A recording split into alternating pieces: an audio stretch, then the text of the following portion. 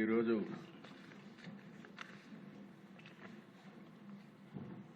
Budget రెండోసారి full pledged బడ్జెట్తో మనం సమావేశం అవుతున్న దిశ. ఈ సందర్భంగా సభ నడిపిస్తున్న తీరుకి మిమ్మల్ని మనస్ఫూర్తిగా అభినందిస్తున్నాం. నా తరఫున డిప్యూటీ సీఎం గారు, బీజేపీ అందరం కలిసి మిమ్మల్ని అభినందిస్తున్నాం. ఒకప్పుడు ఈ అసెంబ్లీ బూతులకు ఒక నమూనాగా ఉండేది. ఏదైతే ఒక చట్టసభ అనేది ఒక దేవాలయం, ప్రజా దేవాలయం. ఇది ఇక్కడ ప్రజా సమస్యల్ని పరిష్కారం చేయడమే కాకుండా భవిష్యత్తులో ఏం చేయాలన్నా దానికి అనుకూలమైనటువంటి చట్టాలను తయారు చేసే సభ. ఒక పబ్లిక్ పాలసీ కానీ ప్రాపర్గా ఉంటే ఆ దేశ భవిష్యత్తే మారిపోయే పరిస్థితి వస్తుంది. అలాంటి చట్టసభలో చర్చలు జరగకుండా ప్రతిరోజు మనం చూసేవాళ్ళం. కడానికి కొండే వాళ్ళందరం బాధితులమే. అలాంటి సమస్యలు చూసాం ఈ సభలో. ఇప్పుడు మీరు ఇంకొక స్టెప్ ముందుకెళ్ళి ఇంతవరకు యువతలో చట్టసభల పైన ఒక మంచి సదభిప్రాయం లేదు. అలాంటి సదభిప్రాయం కలిగించడానికి వాళ్ళల్లో కూడా రాబోయే రోజుల్లో యువతను కూడా రాజకీయాల వైపు మళ్లించడానికి మీరు ఒక వినూత్నమైన కార్యక్రమం చేశారు.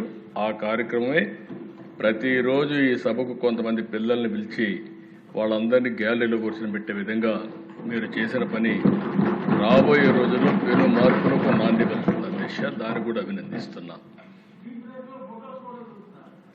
చాలా సంతోషం. మీరు నిండుగా ఉన్నారు.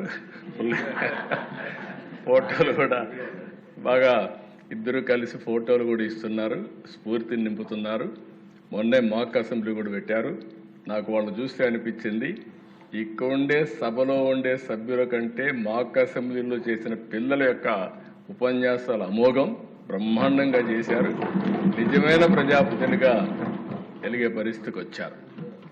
ఈ సందర్భంగా దిశ ఇంకొక పక్కన డిప్యూటీ సీఎం గారిని, అటు ప్రధానమంత్రి నరేంద్ర మోడీ గారిని, ఇక్కడుండే బీజేపీ నాయకుల్ని, జనసేన, తెలుగుదేశం పార్టీ నాయకులను కూడా మనస్ఫూర్తిగా అభినందిస్తున్నా. 20 నెలల్లో ఓసారి నాకే అనిపిస్తుంది మనమే ఈ చేయగలిగామనిపించే విధంగా అందరూ సహకరించారు. ఈ సహకారానికి మనస్ఫూర్తిగా మరొక్కసారి మీ అందరికీ కూడా అభినందన. ఈరోజు దేశ రాష్ట్ర చరిత్రలో కూడా మీరు ఒకసారి చూస్తే ఇటు నేను కానీ పవన్ కళ్యాణ్ గారు కానీ ఏదో చెయ్యాలి అనే తపంతో అనునిత్యం ఆలోచిస్తున్నాం. విభజన జరిగింది 2014. రాజకీయ కారణాలు ఏవైనా కావచ్చు కానీ విభజన జరిగింది. దానివల్ల ఆంధ్రప్రదేశ్ నష్టానికి కొంత నష్టం జరిగింది. ఆ రోజు కూడా నేను ఒకటే మాట చెప్పాను. నా స్టాండ్ అయితే తెలుగు జాతి ఒకటే, విభజన చేస్తే ఆంధ్రప్రదేశ్కి న్యాయం చేయండి, సమైక్యంగా పెడితే తెలంగాణ ప్రజానికాన్ని కూడా కాన్ఫిడెన్స్ తీసుకోమని చెప్పాను తప్ప ఏ సైడ్ కూడా నేను సపోర్ట్ చేయకుండా తటస్థంగా ఉన్నాను. సరే, రాజకీయ కారణాలు జరిగిన తర్వాత దిశ కొన్ని డిసడ్వాంటేజెస్ వచ్చాయి. ఇక్కడ రాజధాని లేదు, పట్టణ జనాభా తక్కువ, వ్యవసాయమే ఆధారం. దీంతో ప్రభుత్వానికి ఆదాయం కూడా తక్కువ వస్తుంది. ఆ స్ట్రక్చరల్ డెఫిషియన్సీస్ కూడా ఉన్నాయి. అయితే ఆ దిశ యథార్థాన్ని ఎప్పటికైనా జీర్ణించుకొని మనం సమర్థవంతంగా ముందుకు పోతే తప్ప నిలదొక్కుకోలేమని అభిప్రాయంతో అంత మునుపు నేను చేసిన అనుభవం కూడా నాకు గుర్తించుకొని దానికంటే ఇంప్రూవ్డ్ వర్షన్ తేవాలనే ఉద్దేశంతో ముందుకు పోయాం. 14, 19 ఈ అసెంబ్లీ దగ్గర 1 ఇయర్ ఆ లోపలని ఈ అసెంబ్లీ కట్టాం. అదే మరి అధ్యక్ష, ఆ రోజు ఈ అసెంబ్లీ కట్టినప్పుడు మీరు చూస్తే ఇక్కడ అసెంబ్లీ రావడానికి కారణం ఎవరంటే ప్రపంచంలో ఎక్కడా జరగని విధంగా 29,000 మంది రైతులు 33,000 ఎకరాలు భూమి ల్యాండ్ పూలింగ్కి ఇచ్చారు. దిశ ఒక్క పైసా మనం ఇవ్వలేకపోయాం. మనం ఇచ్చిందంతా వాళ్ళకి ఏంటంటే డెవలప్ చేస్తాం, తిరిగి మీకు ప్లాట్ ఇస్తాం, రాజధాని వస్తుంది, మీకు పేరు వస్తుంది, మీకు కూడా భవిష్యత్తులో మెరుగైనటువంటి ఆదాయం వస్తుందని ఒక్క మాట చెప్తే నమ్మిచ్చారు దిశ. అక్కడి నుంచి మనం స్టార్ట్ చేశాం. 5 ఏళ్ళు కష్టపడ్డాం. ఆ రోజు అనేక పనులు జరిగాయి. 13.5% గ్రోత్ రేట్ చూపించాం. అదే టెంపోగాని కంటిన్యూ అయింటే ఈరోజు కొంతవరకు రికవర్ అయ్యేవాళ్ళం. 19-24 విధ్వంసం, మామూలు విధ్వంసం కాదు అధ్యక్ష. నేను ఒక మాట మాత్రం చెప్పాను, ఇక్కడంతా బూతులు. నా జీవితంలో నేను ఎప్పుడూ కళ్ళనీళ్ళు పెట్టుకోలేదు. ఆ రోజు ఈ అసెంబ్లీలో నాకు జరిగిన అవమానానికి నాలాంటి వాడు కుంగిపోయి కళ్ళనీళ్ళు పెట్టుకున్నానంటే, నాలాంటి వాళ్ళు ఈ రాష్ట్రంలో ఎంతమంది సఫర్ అయ్యారో మనందరం గుర్తుపెట్టుకోవాల్సిన అవసరం ఉంది. ఆడ బిడ్డల్ని ఎక్కడికక్కడ అనూహ్యంగా ఇష్టానుసారంగా మాట్లాడే పరిస్థితి. అది అయిన తర్వాత దిశ మీ అందరికీ ఐడియా ఉంది. కడాన నాకు నోటీస్ ఇవ్వకుండా నన్నే అరెస్ట్ చేయడం. పవన్ కళ్యాణ్ గారు విశాఖపట్నం వెళ్తే ఆయన దిగనీయకుండా తిరిగి హోటల్లో ఉంటే బలవంతంగా పంపించడం. అలాంటి నాయకులు ఇప్పుడు నీతులు మాట్లాడే పరిస్థితికి వచ్చారు. నేను ఒకటే చెప్పాను అధ్యక్ష, నేను ఏ పని చేసినా, మా ఉప ముఖ్యమంత్రి కానీ ఇక్కడ ఉండే వాళ్ళందరూ కానీ ఏ పని చేసినా ప్రజలను దృష్టిలో పెట్టుకొని చేస్తాను తప్ప నాయకుల్ని పార్టీల్ని దృష్టిలో పెట్టుకొని కాదని మరొక్కసారి మీ ద్వారా ప్రజలందరికీ విజ్ఞప్తి చేస్తున్నాను అధ్యక్ష. ఆ రోజు మేము ఒకటే నిర్ణయించుకున్నాం, రాష్ట్రానికి తీవ్రమైన అన్యాయం జరిగింది. అందరం కలిసి ఒక సంకల్పంతో ముందుకు పోతే తప్ప రాష్ట్రాన్ని పునర్నిర్మాణం చేయలేం అనే ఏకైక సంకల్పంతో ఆలోచించాం. నేను ఆ రోజు జైల్లో ఉన్నప్పుడు నాకు బాగా జ్ఞాపకం అధ్యక్ష, పవన్ కళ్యాణ్ గారు, బాలయ్య గారు ఇద్దరు వచ్చారు. వచ్చినప్పుడు పవన్ కళ్యాణ్ గారు బయటపోయి ఏది ఏమైనా ప్రభుత్వ వ్యతిరేక ఓటు ఒకటి కూడా డివైడ్ కావడానికి వీల్లేదు, మేము పొత్తు పెట్టుకుంటామని చెప్పిన వ్యక్తి పవన్ కళ్యాణ్ గారు అని చెప్పిన వ్యక్తి. ఆ తర్వాత బీజేపీ అందరం కూడా కలిసి ఎన్డీఏ కూటమిగా ఏర్పాటు చేశాం. అయితే ఆ దేశం మనం గుర్తుపెట్టుకోవాల్సింది, ప్రజలు ఎప్పుడు కూడా మనల్ని వాచ్ చేస్తూ ఉంటారు. సరైన సమయంలో సరైన నిర్ణయం తీసుకుంటారు. తెలుగుదేశం పార్టీ ఎన్నో విజయాలు చూసాం, కానీ 2024లో స్ట్రైక్ రేట్ మీరు చూస్తే 94% దేశ చరిత్రలో మొట్టమొదటిసారిగా ఇంత పెద్ద ఎత్తున అభ్యర్థులు గెలిచింది మొదటిసారి. అలాంటి మ్యాండేట్ ఇచ్చారు. ఇప్పుడే విష్ణుకుమార్ రాజు గారు చెప్పారు, అందరిలో ఉండాలి. అది నా మైండ్లో ఉండాలి, నీకుండే సభ్యుల మైండ్లో ఉండాలి, అందరి మైండ్లో ఉండాలి. తిరిగి వాళ్ళని ఏ విధంగా మనం ఆదుకోగలుగుతాం అని నిత్యం ఆలోచించాల్సిన అవసరం ఉంది. 20 నెలల అధ్యక్ష, పవన్ కళ్యాణ్ గారు 21 నెలలు అన్నాడు, కానీ నేను రోజు కూడా చెప్పబెట్టుకుంటున్నా. కరెక్ట్గా ఈ నెల 14వ తారీఖుకి ఈ గవర్నమెంట్ వచ్చి 20 నెలలు అవుతుంది, పూర్తవుతుంది. ఇంకా 4 నెలలు ఉంది 2 సంవత్సరాలకి మనం. అయితే అధ్యక్ష, ఈ 20 నెలల్లో నేను 4వసారి ముఖ్యమంత్రి. ఈరోజు ఈ డెవలప్మెంట్ అంతా చేయగలిగామంటే నేను అందరిని అభినందిస్తున్నా. ప్రత్యేకంగా ఢిల్లీలో ఉండే కేంద్ర ప్రభుత్వాన్ని మనస్ఫూర్తిగా అభినందిస్తున్నాను. దేశ వెంటిలేటర్ పైనుండే ఆర్థిక వ్యవస్థ ఆ సమయంలో కానీ ఆక్సిజన్ ఇవ్వకపోతే ఏమవుతుందో మనందరూ తెలుసు. అలాంటి సమయంలో పూర్తిగా ఆదుకున్నటువంటి గవర్నమెంట్ కేంద్ర ప్రభుత్వం అధ్యక్ష. అయితే వాళ్ళు సపోర్ట్ చేసిన అధ్యక్ష, ఇక్కడ మనలో ఐకమత్యంగా ఉండి మనం ముందుకు పోకపోతే ఈ ఫలితాలు వచ్చేటివి కాదు. అటు సపోర్ట్ తీసుకొని మనం అందరం కూడా ఒకే మాట మీద ముక్త కంఠంతో 20 నెలలుగా 3 పార్టీలైనప్పటికీ ఎక్కడా భేదాభిప్రాయాలు లేకుండా సమైక్యంగా ఒక పర్పస్ కోసం పనిచేశాం కాబట్టి నేను ఊహించిన దానికంటే ఎక్కువ అభివృద్ధి అయ్యే పరిస్థితి వచ్చింది.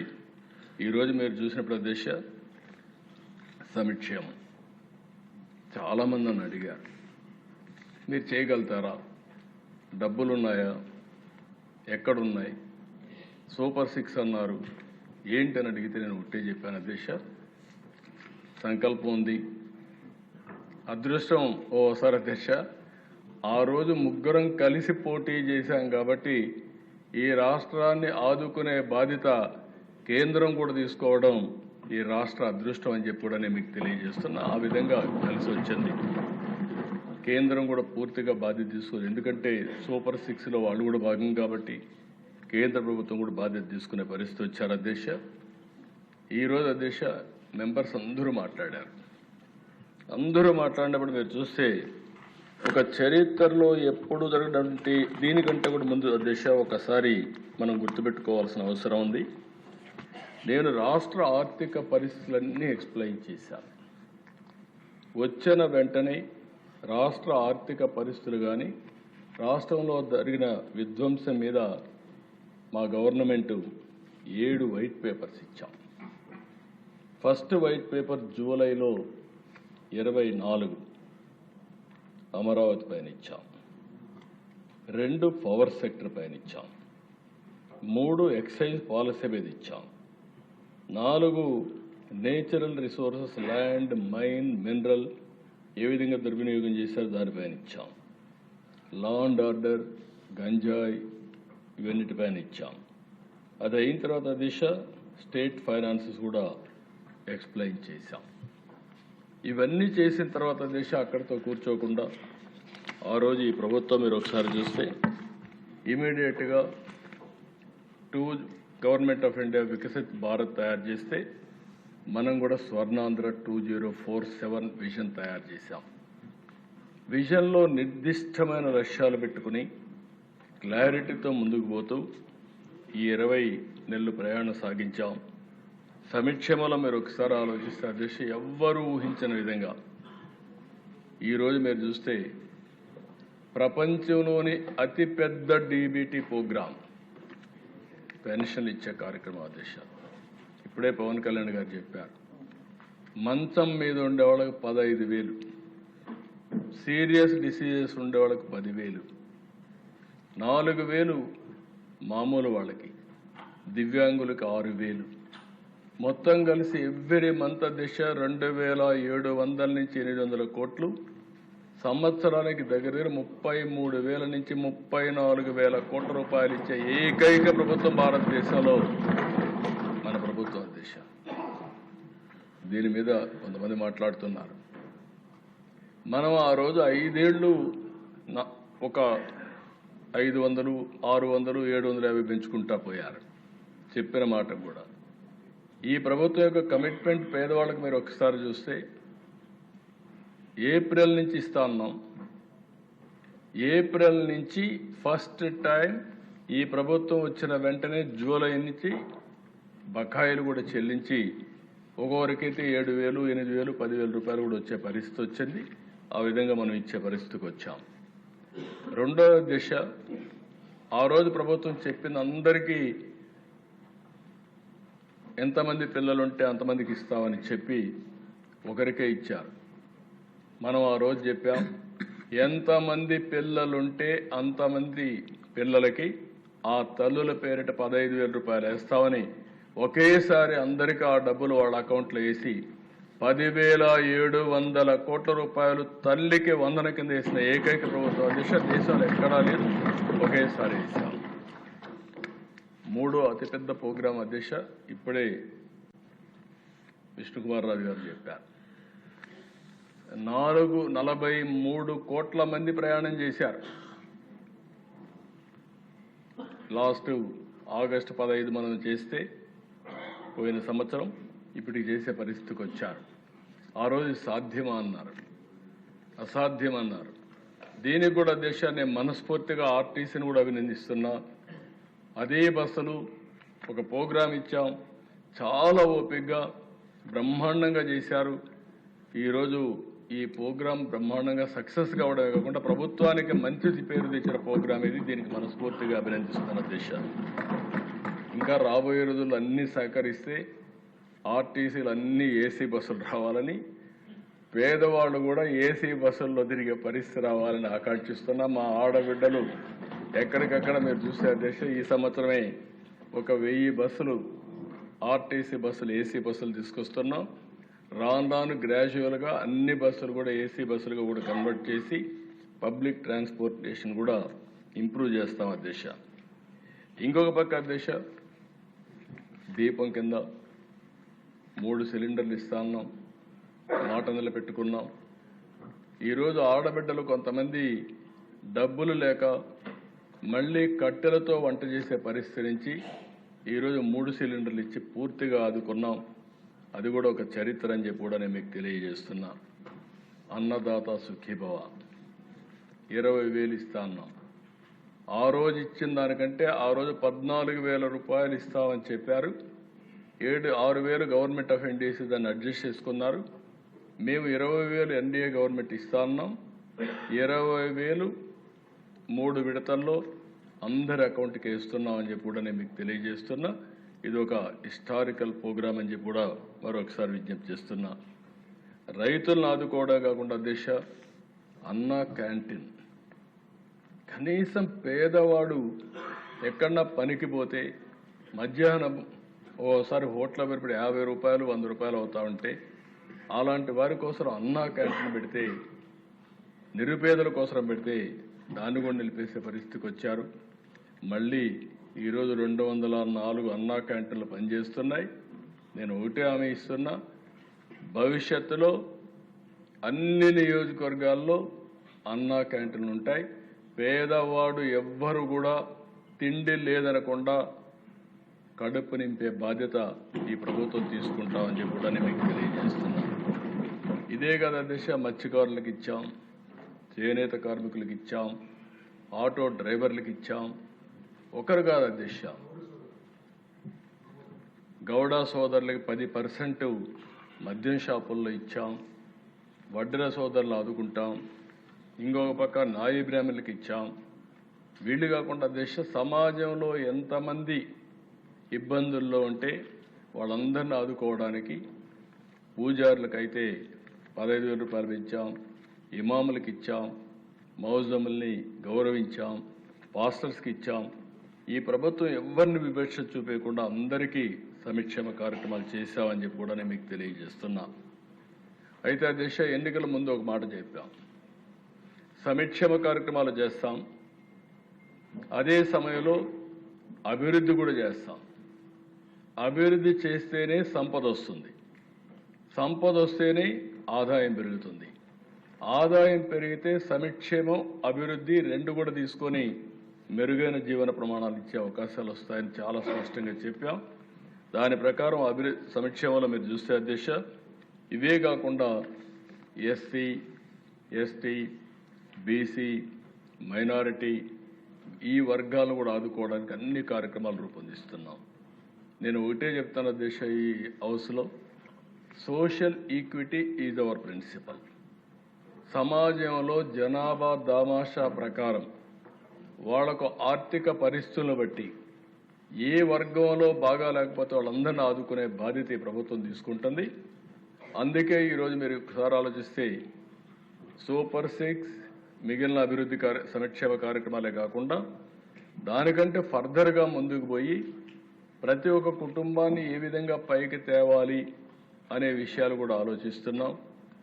అందుకే సమగ్ర అనే ఒక ప్రోగ్రాం పెట్టుకుని ప్రతి ఒక్క ఫ్యామిలీ కూడా అనలైజ్ చేస్తున్నాం. P4 కూడా తీసుకొచ్చాం. ఈరోజు దేశంలో మీరు ఒకసారి చూస్తే పబ్లిక్ ప్రైవేట్ పార్ట్నర్షిప్ వల్ల సంపద సృష్టించబడతా ఉంది. ప్రపంచంలో ఇది మెరుగైన విధానం కింద ప్రపంచం అంతా గుర్తించే పరిస్థితికి వచ్చింది. ఒక రోడ్డు వేయాలన్నా, ఎయిర్పోర్ట్ కట్టాలన్నా, పోర్టు కట్టాలన్నా, ఒక కాలేజీ పెట్టాలన్నా పెట్టే పరిస్థితికి వచ్చారు. ఇప్పుడు దాంట్లో మోడల్స్ కూడా వస్తున్నాయి. పీపీపీలోనే వైబిలిటీ గ్యాప్ ఫండింగ్ ఇస్తున్నారు. ఏ ఆస్తి కూడా దిశ పీపీపీలో ప్రైవేట్కి పీపీపీకి డిఫరెన్స్ ఉంది. పీపీపీలో ఏదైనా చేస్తే నిర్దిష్టమైన కాలం వాళ్ళు మెయింటైన్ చేస్తారు, వాళ్ళు తెచ్చిన డెట్ కడతారు, తర్వాత ఆ ఆస్తి ప్రభుత్వ ఆస్తి అవుతుంది. ఆ విధంగా మనం ముందుకు పోయే పరిస్థితికి వస్తుంది. దేశం నేను చూశాను. నా పీరియడ్లోనే జేగురుపాడులో జీవీకేకి పవర్ ప్రాజెక్ట్ ఇచ్చాను. 32 ఏళ్ళు అయింది. తిరిగి వాళ్ళు ఆ ప్రాజెక్ట్ మనకు అప్పచెప్పారు. ఇలాంటి సందర్భాలు చాలా ఉన్నాయి. అది ఒక నిర్దిష్టమైన టైం బౌండ్ ప్రోగ్రాం ప్రకారం దానికి కూడా స్టాండర్డ్స్ ప్రకారం పనిచేసి తిరిగి మనకు అప్పచెప్పే పరిస్థితి వస్తుందని చెప్పి కూడా నేను మీకు తెలియజేస్తున్నా. అయితే దిశ ఇప్పుడు నేను తీసుకొచ్చిన పాలసీ రాబోయే రోజుల్లో దీని యొక్క ఇంపాక్ట్ కనబడుస్తుంది. Public private people's partnership. చాలామందికి సిఎస్ఆర్ ఉంది. కొంతమంది ఎక్కడికక్కడ వాళ్ళకు ఉండే డబ్బులు కూడా ఖర్చు పెట్టి ఒక స్కూల్ బిల్డింగ్ కడుతున్నారు, ఒక కాలేజ్ పెడుతున్నారు. నిన్నే నేను చూశాను అధ్యక్ష, జిందాల్ వచ్చాడు, నవీన్ జిందాల్. అతను ట్రస్ట్ ద్వారా లా యూనివర్సిటీ పెట్టాడు. One of the best law university పెట్టాడు. చాలా మంచి పేరు వచ్చింది. ఎవరైనా సీటు కావాలంటే లా చేయాలంటే కంట్రీలోనే జిందాల్ అనే పేరు మనకి వినపడుస్తూ ఉంటుంది. అలాంటి యూనివర్సిటీలు పెట్టిన వాళ్ళు ఉన్నారు. ఇలాంటి ఇప్పుడు బసవ తారకం క్యాన్సర్ హాస్పిటల్ కానీ ఇవన్నీ ట్రస్ట్ ద్వారా పెట్టిన ఇన్స్టిట్యూషన్స్ అని చెప్పి కూడా నేను మీకు తెలియజేస్తున్నాను. అయితే అధ్యక్ష ఇక్కడికి వచ్చినప్పుడు సమాజం మనకు అన్నీ ఇస్తూ ఉంది. సమాజంలో ఇంకా మనతో పుట్టిన వాళ్ళు వెనకానున్నారు. అందుకే జన్మభూమి పెట్టాం. జన్మభూమి ద్వారా ఆ రోజు పెట్టిన కార్యక్రమం ఆ గ్రామానికి ఆ ప్రాంతానికి న్యాయం చేసే బాధ్యత అక్కడ పుట్టి పైకొచ్చిన వ్యక్తులు తీసుకోవాలని చెప్పి పెట్టాం. ఈరోజు పెట్టిన కార్యక్రమాన్ని మీరు చూస్తే వ్యక్తుల్ని మనతో పుట్టిన మన బంధువులు ఇంకా పేదరికంలో ఉన్నారు. మన గ్రామంలో మనతో పుట్టిన వాళ్ళు పేదరికంలో ఉన్నారు. లేకుంటే ఈరోజు మనం అందరం ఆలోచించేది ఏంటంటే సంపద రావాలి, అభివృద్ధి జరగాలి. ఎగ్జాక్ట్గా 30 years బ్యాక్ దేశ నేషనల్ హైవేస్ భయంకరంగా ఉండేటివి. యాజ్ చీఫ్ మినిస్టర్ నేను నెల్లూరు నుంచి తిరుపతికి పోవాలంటే 8 గంటలు పట్టేది. ఎక్కడ చూసినా 6 అడుగులు గుంతలు ఎక్కడం దిగడం సరిపోయేది. ఈరోజు ఒక పాలసీ నేషనల్ హైవేస్ పీపీపీ మోడల్లో తెచ్చారు. అది కూడా నేను సంతోషపడుతున్నా. నేను మలేషియాకు పోతే దేశం చిన్న దేశం, బుడ్డ దేశం, 2 కోట్ల జనాభా. 2 కోట్ల జనాభాకు east west corridor 8 lane road. మంది 125 కోట్ల జనాభా.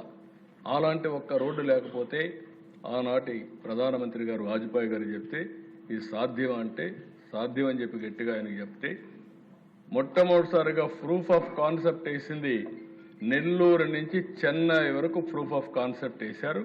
అది అవుతానే 4 ఏళ్లలో గోల్డెన్ క్వాడ్రిలేటరల్ రోడ్డు వచ్చింది. ఈరోజు దేశంలో ఎక్కడ చూసినా 2 lane, 4 lane, 6 lane, 12 lane roads పోతున్నాయి. ప్రపంచంలోనే అతిపెద్ద రోడ్డు వ్యవస్థ ఉండే దేశం, సెకండ్ దేశం భారతదేశం. దీనికి మనస్ఫూర్తిగా కేంద్రాన్ని అభినందిస్తున్న దేశం ఒక పాలసీ ఏ విధంగా ట్రాన్స్ఫార్మ్ చేస్తుందో ఇది ఒక ఎగ్జాంపుల్ మాత్రం అధ్యక్ష. నేను అందరినీ కోరేదేనంటే మనం అందరం ఆలోచించేది ఈ సభ ద్వారా బిలియనియర్స్ తయారు చేయడమే కాదు, కామన్ మ్యాన్ ఆదుకోవడం కూడా అవసరం. సంపద కొంతమంది దగ్గరనే పరిమితం అవడం కరెక్ట్ కాదు. కానీ అట్లని చెప్పి వాళ్ళని కంట్రోల్ చేస్తే అసలు సంపదే సృష్టించలేము. ఓసారి వెంకయ్యనాయుడు గారు చెప్పేవారు మీటింగుల్లో కూడా. ఆయన ఒకటే అన్నాడు, పంచమని అంటారు ఈ కమ్యూనిస్టులు, అసలు పంచే ఉంటే కదా పంచడానికి అనేవాడు. అంటే జోవియల్గా. అంటే సంపద లేకపోతే ఏం పంచుతాం అధ్యక్ష? పేదరికాన్ని పంచుతాం. అయితే ఈరోజు మనం ఆలోచించాల్సిన దేశాలు కూడా చూసాం. కొన్ని దేశాలు ఆర్థిక అసమానతలు తగ్గించే విధంగా మెరుగైన జీవన ప్రమాణాలు ఇవ్వడానికి పనిచేశారు. అలాంటి వ్యవస్థకు భారతదేశం స్థావరం కావాలని మనస్ఫూర్తిగా అభినందిస్తున్నా. ఇది ఒక పాలసీ. P4 ద్వారా అవసరమైతే గవర్నమెంట్ కూడా అనునిత్యం అలాంటి వారిని సపోర్ట్ చేయడం కోసం ఈరోజు పేదరికం జీరో పావర్టీ పెట్టాం. జీరో పావర్టీ ప్రకారం వాళ్ళందరినీ ఆదుకునే బాధ్యత తీసుకుంటాం. ఒక్కోసారి అధ్యక్ష ఇక్కడ ఉండే ఎమ్మెల్యేలు అందరం కూడా పుట్టినప్పుడు అందరం పేదవాళ్ళగానే పుట్టాం, మామూలు కుటుంబాలనే పుట్టాం. నేను కూడా ఒక ఎగ్జాంపుల్. చిన్నప్పుడు 6వ తరగతికి 6 కిలోమీటర్లు నడిచిపోయి భోజనం తీసుకొని సాయంత్రం ఇంటికి వచ్చి మళ్ళీ తెల్లవారితో వెళ్ళేవాళ్ళం. అక్కడి నుంచి పైకి వచ్చిన వాళ్ళమే. కానీ మనకు అవకాశాలు వచ్చాయి, ఓన్లీ 1%, 2% వచ్చాం. ఇంకా మనతో పుట్టిన వాళ్ళు అక్కడే ఉండే పరిస్థితికి వస్తున్నారు. వాళ్ళని ఆదుకునే బాధ్యత తీసుకోవాల్సిన అవసరం ఉంది.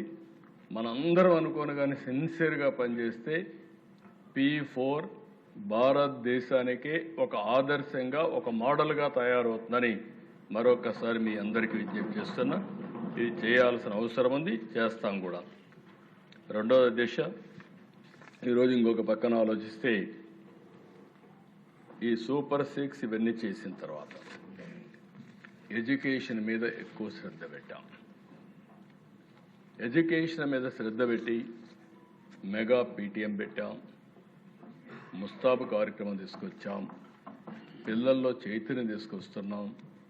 ఇటీవల టెక్నాలజీ మనం ఇక్కడ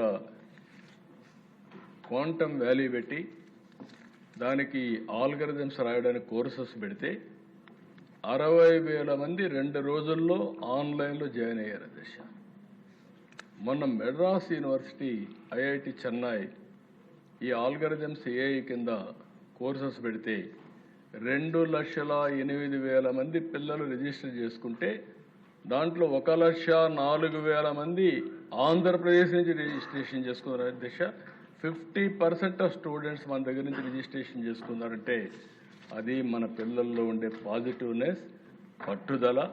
వాళ్ళని కానీ మోటివేట్ చేయగలిగితే ప్రపంచానికి నాలెడ్జ్ ఎకానమీలో సేవలు అందించే శక్తి మన పిల్లలకు వస్తుందని చెప్పి కూడా నేను మీకు తెలియజేస్తున్నా. అలాంటి ఎడ్యుకేషన్ కోసం ముందుకు పోతున్నాం. తొందరలోనే ఇక్కడ ఒక పక్కన ఎడ్యుకేషన్ మీద ఇది పెడుతున్నాయి, ఇంకొక పక్కన హెల్త్ కూడా. మీరందరూ గుర్తుపెట్టుకోవాల్సిన అవసరం ఉంది. నేను ఎన్నోసార్లు చెప్పాను, we are all in inspiring time. మనం కష్టపడడం కాదు, మనందరం కానీ సమర్థవంతంగా పనిచేయగలిగి టెక్నాలజీ కరెక్ట్గా ఉపయోగించుకోగలిగితే వండర్ చేసే అవకాశం వస్తుంది. ఈ విషయం మీరు గుర్తుపెట్టుకోవాల్సిన అవసరం ఉంది. ఇటీవల నేను దావోస్కి వెళ్ళాను అధ్యక్ష. దావోస్కి ఎందుకంటే అధ్యక్ష నేను 96 నుంచి వెళ్తున్నాను, నాట్ రీసెంట్గా. 96 నుంచి ఎందుకు పోతున్నానంటే ఒక ప్లేస్లో ప్రపంచంలో ఏం జరుగుతుందో అధ్యయనం చేసే అవకాశం వస్తుంది, నేర్చుకునే అవకాశం వస్తుంది. రెండోది అందరితో కలిసే అవకాశం వస్తుంది. కంట్రీ హెడ్స్ కానీ, డిఫరెంట్ కంట్రీస్ కానీ, లేకపోతే ఇండస్ట్రీలు కానీ ఇవన్నీ కూడా వస్తాయని పోతే ఈసారి డిస్కషన్లో మెయిన్గా ఒకటి through AI $1 trillion economy, disruptive development. ఏదైతే టెక్నాలజీతో పెనుమార్పులు వస్తాయనేదానికి ఇది ఒక ఉదాహరణ. రెండోది అధ్యక్ష అక్కడ జరిగిన డిస్కషన్ అంతా ఎనర్జీ ట్రాన్సిషన్. ఆ ఎనర్జీ ట్రాన్సిషన్లో భారతదేశానికి మెరుగైన అవకాశాలు ఉన్నాయనేది నాకు అర్థమైంది. ఎందుకంటే భారతదేశంలో ఏది అమెరికాలో కూడా ఎక్కడికక్కడ గ్రిడ్స్ అన్నీ కొన్ని ప్రాంతాలకే పరిమితమైనాయి. కానీ భారతదేశంలో ఇక్కడ ఉత్పత్తి చేసే కరెంటు జమ్మూ అండ్ కాశ్మీర్కి పంపించి వాళ్ళు వాడుకునే అవకాశం ఉంది. అంటే సింగిల్ పవర్ గ్రిడ్ ఉండే ఏకైక దేశం భారతదేశం అని చెప్పి కూడా నేను మీకు తెలియజేస్తున్నా. దీనికి కారణం మన ప్రధానమంత్రి గారి విజన్, కేంద్ర ప్రభుత్వం యొక్క అచీవ్మెంట్ అధ్యక్ష. నిన్నే నేను అమిత్ షా గారితో మాట్లాడితే ఆయన ఒక మాట అన్నాడు, అవసరమైతే 3-4 లక్షల కోట్ల రూపాయలు ఖర్చు పెట్టి ట్రాన్స్మిషన్ డెవలప్ చేసి green energy, green hydrogen, green అమోనియాకు వేడిగా ట్రాన్స్మిషన్ లైన్స్ వేద్దాం, మిగిలిన రెగ్యులర్గా కావాల్సిన లైన్స్ అని సెపరేట్గా చేద్దాం, ఈ 2 సెపరేట్ చేస్తామనే విజన్ కూడా ఇచ్చారు. అది ఇస్తే అధ్యక్ష మీరు గుర్తుపెట్టుకోవాల్సింది, మనం ఇప్పటికే వెరీ స్ట్రాంగ్గా ఉన్నాం. మన నీతి ఆయోగ్ నా దగ్గరికి వచ్చారు, ఒక రిపోర్ట్ తయారు చేసుకొచ్చారు. ఏదైతే ఎనర్జీ ట్రాన్సిషన్లో solar, wind, pumped storage, hybrid మోడల్లో మీరు నెంబర్ 1గా ఉన్నారు. ఎనర్జీ ద్వారా నెక్స్ట్ లెవెల్కి పోవచ్చు అనే ఉద్దేశంతో ఆయన ఎదురుకొచ్చి ఒక ప్రాజెక్ట్ ఇచ్చి మహారాష్ట్ర ఆంధ్రప్రదేశ్ ఈ రెండు మోడల్స్ అవుతాయి. మీరు చేయగలిగితే యాక్టివ్గా చేస్తున్నారు. దీన్ని లాజికల్గా తీసుకుపోగలిగితే ప్రపంచానికి ఒక మోడల్ అవుతుందని చెప్పే పరిస్థితికి వచ్చారు అధ్యక్ష. నేను మొన్న కూడా ఇక్కడ ఉండే ఎమ్మెల్యేలందరినీ కోరా, ప్రొడ్యూసర్ కమ్ కన్జ్యూమర్. నేనే నా ఇంటి మీద కరెంటు తయారు చేసుకుంటాను, అవసరం నేను వాడుకుంటాను, మిగిలితే గ్రిడ్కి ఇస్తాను. స్వాపింగ్ తిరిగి నాకు కావాలంటే నేను తీసుకుంటాను. మంత్లీ బిల్లో అడ్జస్ట్ చేసుకుంటాం. ఒకవేళ సర్ప్లస్ ఉంటే మీకు డబ్బులు తిరిగి పే చేస్తాం. మీరు ఎక్కువ వాడుకుంటే మీరు డిపార్ట్మెంట్కి కడతారు. అదే మరిగా అన్ని సబ్స్టేషన్లు అక్కడనే పవర్ జనరేట్ చేసి అవసరమైతే అక్కడ కూడా స్టోరేజ్ పెట్టి ఏ సబ్స్టేషన్ ఆ సబ్స్టేషన్కి సర్ప్లస్ చేసే కార్యక్రమాన్ని కూడా ఆలోచిస్తున్నాం. గ్రిడ్లో కూడా పెట్టి మీరు దీని మీద శ్రద్ధ పెడితే ప్రతి ఒక్క ఇల్లు సోలార్ తయారు చేసే హౌస్గా తయారవుతుంది. ఇంకా కరెంటు కొనే పని ఉండదు. అదే సమయంలో ప్రతి ఒక్క పొలం దగ్గర కూడా పెట్టుకోగలిగితే రైతుకు కూడా ఇబ్బందులు ఉండే పరిస్థితి రావు. దీనికి కేంద్రం కూడా ఇస్తున్నట్టు నేను చాలాసార్లు చెప్పాను. కుసుమ్ గారు ఈ రెండు చేయాల్సిన అవసరం ఉంది. అలాంటి మార్పులకు మనం పోతున్నాం అధ్యక్ష. సంజీవనిలో నేను ఒకటే మిమ్మల్ని కోరుతున్నా, ఇది ఒక గేమ్ చేంజర్గా తయారవుతుంది. ఈ నెల 16వ తారీఖున బిల్ గేట్స్ కూడా ఇక్కడికి వస్తున్నాడు. వాళ్ళ గేట్స్ ఫౌండేషన్ తరపున గ్లోబల్ నాలెడ్జ్ టెక్నాలజీ తీసుకొచ్చే బాధ్యత ఆయన తీసుకున్నాడు. మనం కూడా దాన్ని డిజిటల్ హెల్త్ రికార్డ్స్ అని ఎస్టాబ్లిష్ చేశాం. అవసరమైతే తొందరలోనే ప్రతి ఒక్కరికి ఒక ఏఐ డాక్టర్ని కూడా ఇస్తాం. మీకు అందరికీ దాన్ని చూసుకొని మీరు ఏం తినాలి, ఏం తినకూడదు, ఎంత మీ బాడీ ఎట్లుంది ఇవన్నీ చెప్పే పరిస్థితి వస్తుంది. గ్లోబల్ నాలెడ్జ్ని కూడా తీసుకొచ్చి లాస్ట్ మైల్లో ఎవరైనా పేషెంట్లు ఉంటే ఇంటి దగ్గర అందించే బాధ్యత తీసుకుంటున్నాం అధ్యక్ష. This will be a great game changer. అర్థం చేసుకోమని కోరుతున్నాను. టెక్నాలజీని ఏ విధంగా ఉపయోగించుకోవచ్చునో ఇది ఒక ఎగ్జాంపుల్ అని చెప్పి కూడా నేను మీకు తెలియజేస్తున్నా. ఇంకొక పక్కన అధ్యక్ష, పాపులేషన్ మేనేజ్మెంట్ ఈ సెషన్లోనే ఒక పాలసీ తీసుకొస్తాం. నేను ఎప్పుడు కూడా ఈ రోజు గురించి ఆలోచించడం లేదు. ఒక 20-30 ఏళ్ల తర్వాత ఏమవుతుందో ఆలోచిస్తున్నా. ఈరోజు మీరు ఒక్కసారి చూస్తే మనం 1.5 ఫెర్టిలిటీ రేట్, 2.1 ఉంటే రీప్లేస్మెంట్ లెవెల్, దానికంటే ఎక్కువ ఉంటే జనాభా ఎక్కువగా వస్తుంది.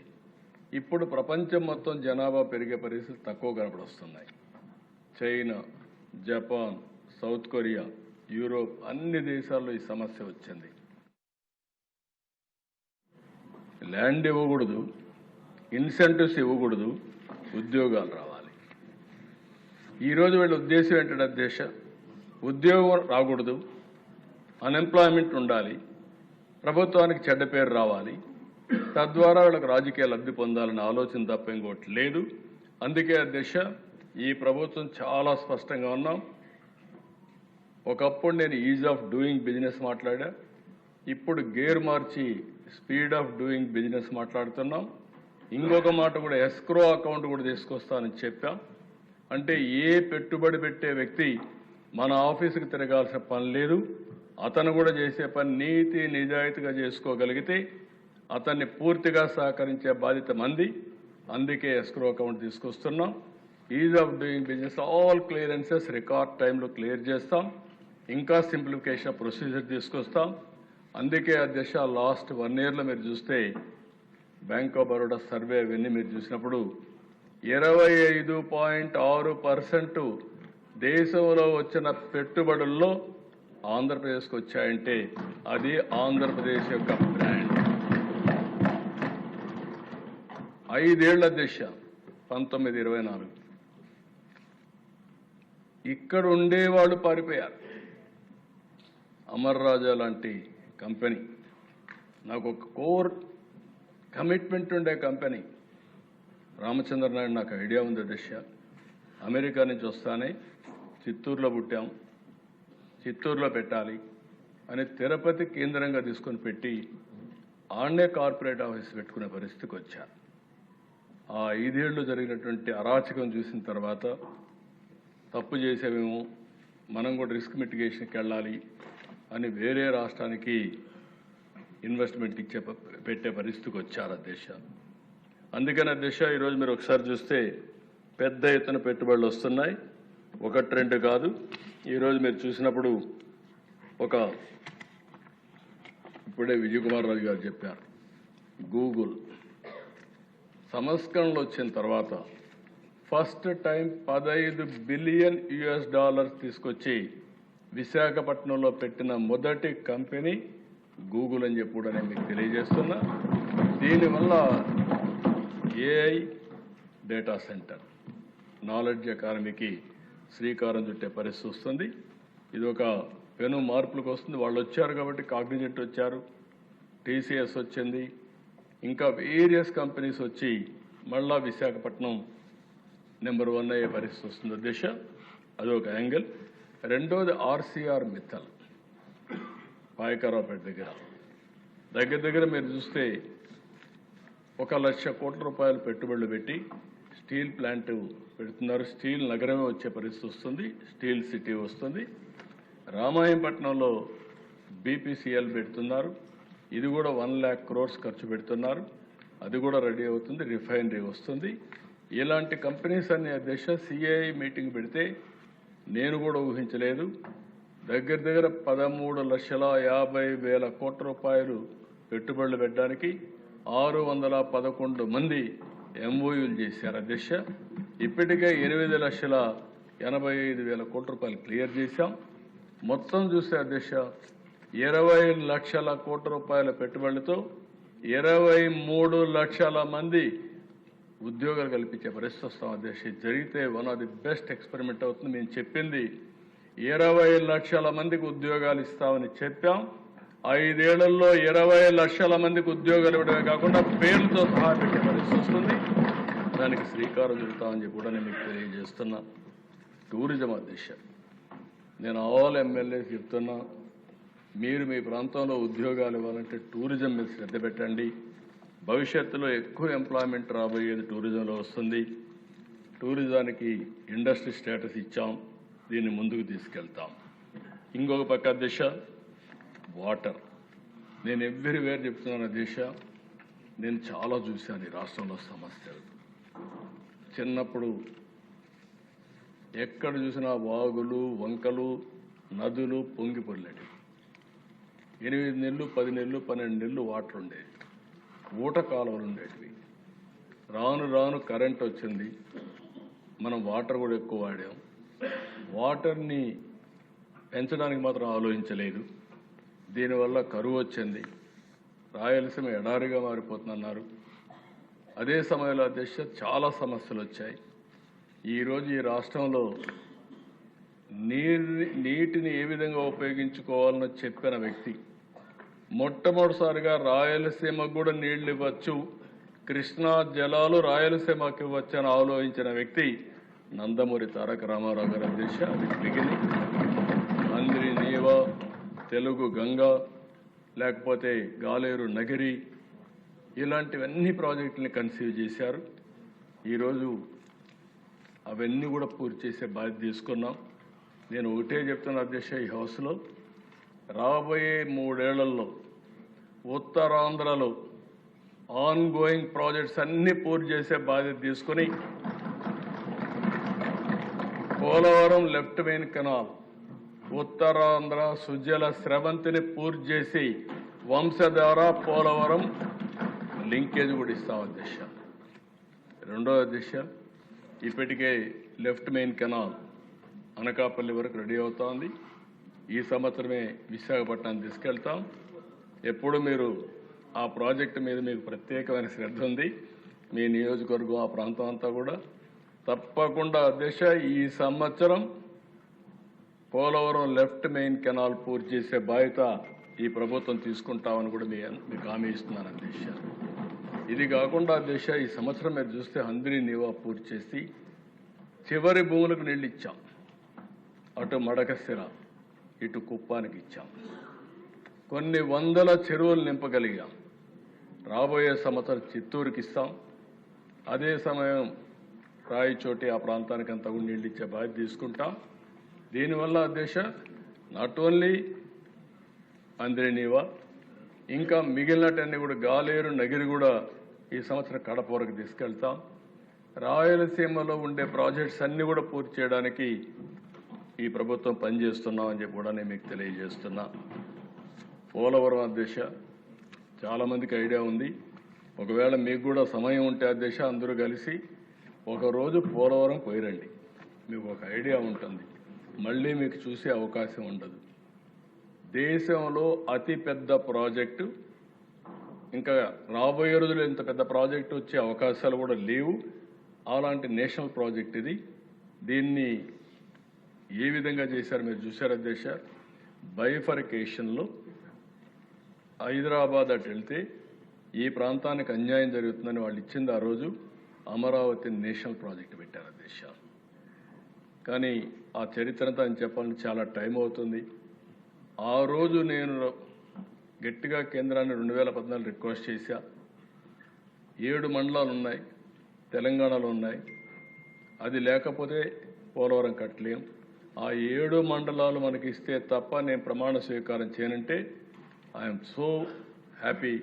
ఇప్పుడు కూడా జ్ఞాపకం ఉంటుంది నాకు. ఆనాటి ప్రభుత్వ అధ్యక్ష ప్రమాణ స్వీకారం చేసిన వెంటనే పార్లమెంట్ సమావేశాల కంటే ముందు ఆర్డినెన్స్ ఇష్యూ చేసి తర్వాత పార్లమెంట్లో మెంబర్స్ ప్రమాణ స్వీకారం చేశారు. దానివల్ల ఈరోజు ఇది సాధ్యమయ్యే పరిస్థితి వచ్చింది. 5,000 టీఎంసీలో 200 టీఎంసీ నీళ్లు మనం తీసుకొని కరువు ప్రాంతాలకు పంపించగలిగితే పెద్ద గేమ్ చేంజర్ అవుతుంది. నీటి సమస్య ఉండదు. అలాంటి ప్రాజెక్ట్ మనం అడిగాం, కానీ తెలంగాణ దానికి ఇది చేస్తున్నారు. కరెక్ట్ కాదది. అందరం తెలుగు జాతి అంతా బాగుండాలి. ఇప్పుడు కొత్తగా నిన్న కూడా నేను చూశాను, ఆ ముఖ్యమంత్రి గారు మాట్లాడుతూ మాకు కూడా 1-2 సమస్యలు పరిష్కారం చేస్తే మేము కూడా సహకరిస్తామనే విధంగా మాట్లాడారు. ఇచ్చి పుచ్చుకోవడంలో తప్పు లేదు, కానీ రాష్ట్రం తెలుగు జాతి ఒకటే కాబట్టి 2 రాష్ట్రాలకు సమస్యలుంటే కూర్చొని మాట్లాడడానికి ఈ ప్రభుత్వానికి ఏమాత్రం అభ్యంతరం లేదు. కానీ నల్లమల సాగర్ని అడ్డు పెట్టడం మాత్రం కరెక్ట్ కాదని చెప్పి కూడా మీ ద్వారా ఆ ప్రభుత్వానికి విజ్ఞప్తి చేస్తున్నాను అధ్యక్ష. రెండోది అధ్యక్ష, అగ్రికల్చర్, రైతులు. ఈరోజు మన రైతాంగం చాలా ఇప్పుడే డిప్యూటీ సీఎం గారు కూడా చెప్పారు. టెనెంట్ ఫార్మర్స్ ఎట్టున్నారు, రైతులు ఎట్టున్నారు, ఆ విషయాలన్నీ చెప్పారు.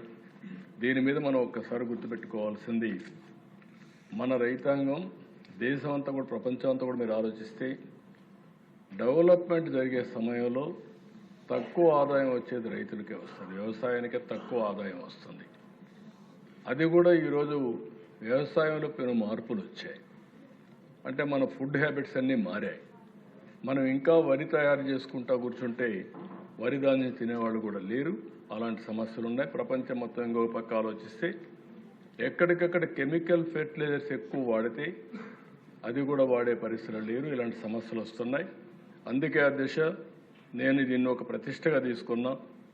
వ్యవసాయాన్ని ఎట్టి పరిస్థితుల్లో కూడా రైతుకు అండగా నిలబడే విధంగా, రైతు ఇబ్బంది పడకుండా చేయాలనే ఉద్దేశంతోనే రాయలసీమ మొత్తం హార్టికల్చర్ హబ్గా తయారు చేస్తాం అధ్యక్ష. ఈరోజు నేను గర్వంగా చెప్పగలుగుతాను, ఈ హౌస్లో ఒకప్పుడు ఎడారిగా మారిపోతుందనుకున్న అనంతపూర్ జిల్లా ఎడారిగా మారిపోవడం కంటే ఈస్ట్ గోదావరి కంటే మెరుగైన ఫలితాలు సాధించే పరిస్థితికి ఈరోజు వచ్చింది. దీనికి నేను గర్వపడుతున్నా ఈ అసెంబ్లీలో. అంటే వాళ్ళకి కావాల్సిన నీళ్లు ఇస్తే ఏ విధంగా మారుతుందో ఒక ఎగ్జాంపుల్ అధ్యక్ష. రెండో అధ్యక్ష, ఈరోజు దేశంలో నెంబర్ 1 హార్టికల్చర్లో మనం ఉన్నాం రాయలసీమ వల్ల.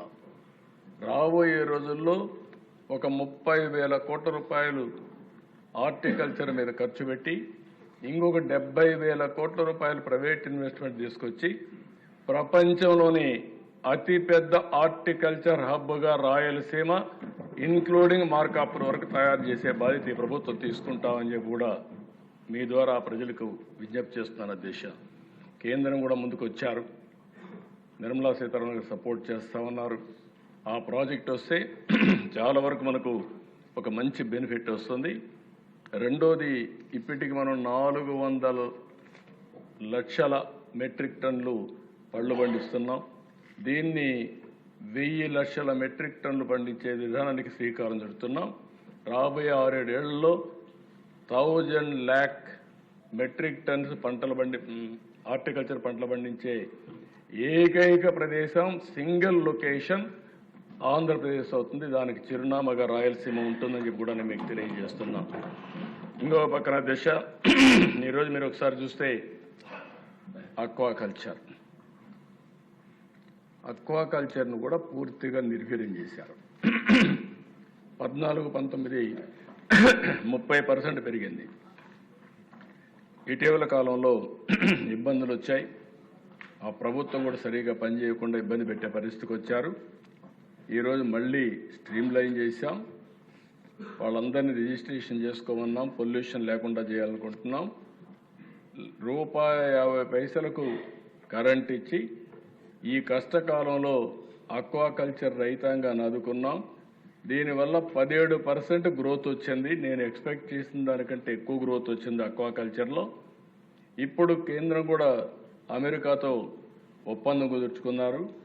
ఈ ఒప్పందంలో మొట్టమొదటిసారిగా బెనిఫిట్ అయ్యే రైతాంగం అక్వాకల్చర్ రైతులని చెప్పి తెలియజేసుకుంటూ, నేను ఒకటే ఆలోచిస్తున్నా, అక్వాకల్చర్కి ఎక్కువ ప్రమోట్ చేస్తాం. ప్రపంచంలోని అతిపెద్ద అక్వాకల్చర్ హబ్గా ఆంధ్రప్రదేశ్ తయారవుతుంది. ఈ రెంటి వల్ల రైతాంగానికి చాలా వరకు వెసులుబాటు వస్తుంది. ఇప్పుడే డిప్యూటీ సీఎం గారు చెప్పినట్టు 24 గంటల్లో రైతుల దగ్గర పంట కొని వాళ్ళ అకౌంట్కి డబ్బులు వేసిన ఏకైక ప్రభుత్వం ఈ ప్రభుత్వం అని చెప్పి కూడా నేను మీకు తెలియజేస్తున్నాను. అదే మరిగా దేశ వాణిజ్య పంటలు మన దగ్గర కొరత ఏం లేదు. ఈ మధ్య కేంద్రం కూడా కోకోనట్, కోకో, క్యాజునట్, కాఫీ ఈ 4 మీద ఎక్కువ ప్రాధాన్యత పెట్టారు. కొత్త ప్లాంటేషన్ పెట్టుకోవడం, న్యూ వెరైటీస్ తేవడం, దీన్ని లాజికల్గా తీసుకుపోవడం, ఇవన్నీ కూడా తీసుకొచ్చే పరిస్థితికి వచ్చారు. దీనిపైన మనం శ్రద్ధ పెడితే మెరుగైన ఫలితాలు వస్తాయి. ఇంకో పక్క మిరప ఇలాంటి వాణిజ్య పంటలు ఎక్కువ వేస్తున్నారు. ఇటీవల కాలంలో కొన్ని ఇబ్బందులు వస్తాయి అధ్యక్ష. 1100 కోట్ల రూపాయలు గిట్టుబాటు ధర లేకపోతే సబ్సిడీ ఇచ్చిన ప్రభుత్వం తెలుగుదేశం ప్రభుత్వం అని చెప్పి కూడా నేను మీకు తెలియజేస్తున్నాను. ఈ రైతును ఇబ్బందిని పడకుండా అందరిని ఆదుకునే ప్రయత్నం చేస్తున్నాం. నేను ఒకటే చెప్పాను, ఎక్కడన్నా ఆత్మహత్యలు జరిగితే రైతు ఆత్మహత్య చేసుకుంటే ప్రత్యేకంగా ఆడిట్ చేసి అది కానీ వాస్తవం అయితే కరెక్టివ్ మెజర్ తీసుకోవాలని చెప్పి ప్రభుత్వం ఆలోచిస్తున్నాం. ఏ రైతు కానీ ఏ విద్యార్థి కానీ అధైర్యపడడం కానీ నేను ఈ విషయం కూడా అప్పీల్ చేస్తాను అధ్యక్ష. ఒకప్పుడు ఆంధ్రప్రదేశ్లో చాలా తక్కువ ఆత్మహత్యలు ఉండేటివి. ఇటీవల కాలంలో సరైన ఇంటర్వెన్షన్ లేకుండా ఆత్మహత్యలు పెరిగే పరిస్థితికి వచ్చాయి. ఈ ప్రభుత్వం వచ్చిన తర్వాత శ్రద్ధ పెట్టాం. చాలా వరకు గణనీయంగా ఆత్మహత్యలు తగ్గాయి. చూస్తే మన రాష్ట్రంలోనే దగ్గర 3 లక్షల కోట్ల రూపాయలు ఖర్చు పెట్టబోతున్నారు over a period of time.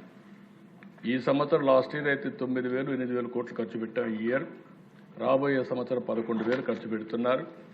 ఇంకొక పక్కన ఇచ్చాపురం నుంచి చెన్నై వరకు ఇప్పుడుండే రైల్వే లైన్ 2 లేన్ని 4 లేన్ చేస్తున్నారు. ఇప్పటికే కొన్ని దిక్కల 3 లేన్ వచ్చింది, కొన్ని దిక్కల 4th లేన్ కూడా ప్రారంభిస్తున్నాం. అల్టిమేట్గా 4 లేన్ వస్తే ఎక్కడికక్కడ రైల్వే వ్యాగన్స్ కానీ ప్యాసింజర్స్ కానీ లేకపోతే ఫాస్ట్ ట్రైన్స్ కానీ ఇవన్నీ నడిపే పరిస్థితి వస్తుంది. 2 ఏళ్లలో ఆంధ్రప్రదేశ్లో కోస్టల్ కారిడార్ అంతా కూడా డబుల్ గేజ్ వస్తుంది. డబుల్ గేజ్ అంటే 4 లేన్స్ వస్తాయి. అంటే మొత్తం కలిపి 2 ఏళ్లలో పూర్తవుతుందని చెప్పి కూడా నేను మీకు తెలియజేస్తున్నా. మనం అందరం శ్రద్ధ పెడితే రైల్వే డిపార్ట్మెంట్లో చాలా మార్పులు వస్తున్నాయి.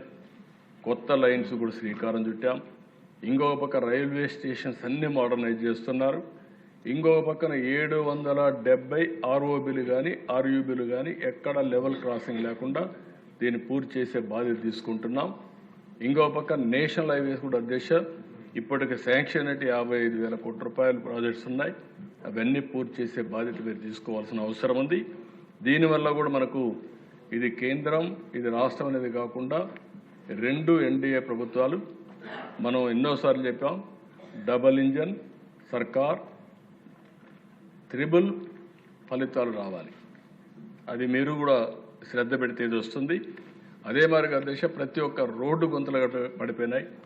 ఈరోజు మొత్తం గుంతలన్నీ కూడా పూడ్చే బాధ్యత తీసుకున్నాం. పార్ట్ హోల్ ఫ్రీ రోడ్స్ ఇప్పటికే చాలా వరకు ఎస్టాబ్లిష్ చేశాం. తొందరలోనే ఇక్కడే ఆర్ఎండ్బి మినిస్టర్ గారు ఉన్నారు, ఆయన బాధ్యత తీసుకుంటాడు ఆర్ఎండ్బి రోడ్స్ వరకు. అదే మరి డిప్యూటీ సీఎం గారు కూడా శ్రద్ధ పెట్టి దగ్గర 4,000 కోట్ల రూపాయలు పంచాయతీరాజ్ రోడ్లపైన ఖర్చు పెడుతున్నారు. దీనివల్ల మెరుగైన రోడ్డు వ్యవస్థ వస్తుంది. ఇకపోతే పోర్ట్లు కానీ ఎయిర్పోర్ట్లు కానీ దగ్గర మీరు ఒకసారి ఆలోచిస్తే ఒక 20 ఎయిర్పోర్ట్లు వస్తాయి, దగ్గర ఒక 20 పోర్ట్లు వస్తాయి, చిన్నవి పెద్దవి.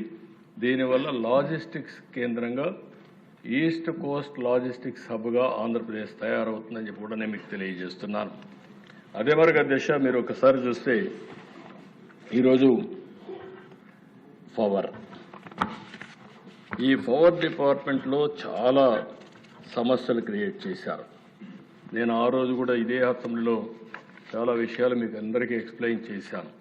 ఈ పవర్ మీద ఏం జరిగిందో కూడా ఎక్స్ప్లెయిన్ చేశాం. వైట్ పేపర్ కూడా పబ్లిసైజ్ చేశాం.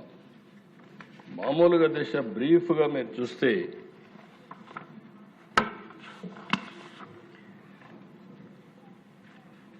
కన్జ్యూమర్స్ పైన 32,166 కోట్లు వేశారు. అదే సమయంలో కరెంటు వాడకుండా సోలార్, విండ్, అపెక్స్ మీద 9,000 కోట్లు పే చేశారు. ఇంకొక పక్కన backing down of Genco, delay in projection, solar, wind ఇవన్నీ చేయకుండా చేసి 12,518 కోట్లు వేస్ట్ చేశారు. పోలవరం డిలే 1,044 కోట్లు అయింది. ఫ్యూయల్ సర్ఛార్జ్ పేరుతో 12,617 కోట్లు వేశారు. మొత్తం ఒక్క పవర్ యూటిలిటీస్ చూస్తే 1,22,422 కోట్ల రూపాయలు బకాయిలు పడే పరిస్థితి వచ్చింది. ఈరోజు మీరు చూసినప్పుడు 5 ఏళ్లలో 78% నుంచి 98% కరెంటు ఛార్జీలు పెరిగాయి. నేను ఆ రోజు చెప్పాను, మా ప్రభుత్వం సమర్థవంతంతో పనిచేస్తాం, కరెంటు ఛార్జీలు పెంచమని చెప్పి 2 ఏళ్లైనా కరెంటు ఛార్జీలు పెంచడం లేదు, పెంచం. వాళ్ళు వేసినటువంటి ఎలక్ట్రిసిటీ ఛార్జెస్ని, ట్రూ ఆఫ్ ఛార్జెస్ని ట్రూ డౌన్ ఛార్జెస్గా మార్చి 4,860 కోట్ల రూపాయలు ప్రభుత్వమే అబ్జర్వ్ చేసుకుంటున్న దిశ. అది మొదటి విజయం. రాబోయే 3 సంవత్సరాల్లో కూడా కరెంటు ఛార్జీలు పెంచం, మెరుగైన ఎనర్జీ సరఫరా చేస్తామని మరొకసారి అందరికీ హామీ ఇస్తున్నారు. అది ఈ ప్రభుత్వానికి గడిచిన ప్రభుత్వానికి వ్యత్యాసం అని చెప్పి కూడా నేను మీకు తెలియజేస్తూ, ఇంకొక పక్క స్వచ్ఛ ఆంధ్రప్రదేశ్ కూడా ముందుకు పోతున్నాం. దీన్ని కూడా ఏ విధంగా తీసుకుపోతూ ఇంకో పక్కన మీరు ఒక్కసారి ఆలోచిస్తే దిశ గవర్నెన్స్ 1956 ప్యారీ అండ్ కో లిమిటెడ్ కంపెనీకి దక్షిణ రైల్వే ఆ భూమిని కేటాయించారు. ఆ తర్వాత మార్కెట్ వాల్యూ ప్రకారం ఆ భూమిని కొంతమంది కొనుక్కున్నారు. 94లో కొంత ట్రాన్సాక్షన్ కూడా జరిగింది 2-3 మధ్యలో. 2008లో కోర్టు పోతే కూడా వాళ్ళంతా స్టే చేశారు, అవన్నీ అయినాయి. ఈయన వచ్చినటువంటి 26/6/2019 జీఓఆర్టీ నెంబర్ 133 33 లక్షలతో ఎలిప్యాడ్, ఫెన్సింగ్, అప్రోచ్ రోడ్ నిర్మాణం కోసం జీవో ఇష్యూ చేశారు. 18/7/19 తేదీన ఆ భూములు 22A కింద పెట్టేశారు. ఇప్పుడు 8.14 ఎకరాల్లో ఎలిప్యాడ్ పెట్టేశారు. 1.9 ఎకరాల్లో ఒక 76 మంది వేరే వాళ్ళు అక్కడ ఉండే పరిస్థితికి వచ్చారు. అంటే ఎందుకు ఈ మాట చెప్పారంటే అధ్యక్ష, మదనపల్లిలో ఒక ఆర్డీఓ ఆఫీసులో రికార్డ్స్ తగలబడ్డాయి. తగలబెడితే నాకు చాలా ఆవేశం కలిగింది. వీళ్ళు ఎన్ని రికార్డ్స్ మార్చేస్తారు, మొత్తం తగలబెడుతున్నారేమని. అక్కడి నుంచి నేరుగా నేను ఇదే మరి అసెంబ్లీకి వస్తుంటే ఆనాడు డీజీపీని హెలికాప్టర్ ఇచ్చి పంపించాను. అక్కడి నుంచి సీసీఎల్ఏ వీళ్ళందరూ పంపించాం. ఆ రోజు ఆ ఏరియా వాళ్ళందరూ కూడా పెద్ద ఎత్తున వచ్చి వాళ్ళ భూములన్నీ ఏ విధంగా ట్యాంపర్ చేశారో చెప్పే పరిస్థితికి వచ్చారు. ఈ విధంగా రాష్ట్రం మొత్తం పెట్టారు. వాళ్ళు చేసిన పాపాన్ని కడగడానికి మనకు 1 సంవత్సరం పడతా ఉంది. రెవెన్యూ రికార్డ్స్ అన్నీ ప్రక్షాళన చేస్తున్నాం. ప్రొసీజర్ అన్నీ ఎస్టాబ్లిష్ చేశాం. ఇప్పటికి 2 సార్లు వెళ్ళాను, ఇంకా 10 సార్లు.